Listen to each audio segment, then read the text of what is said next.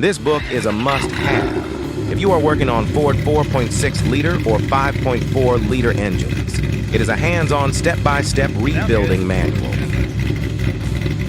The 4.6-liter and 5.4-liter Ford engines.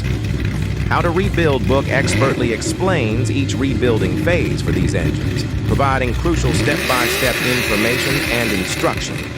This book delivers the complete nuts and bolts rebuild story so you can rebuild an engine at home and achieve professional results.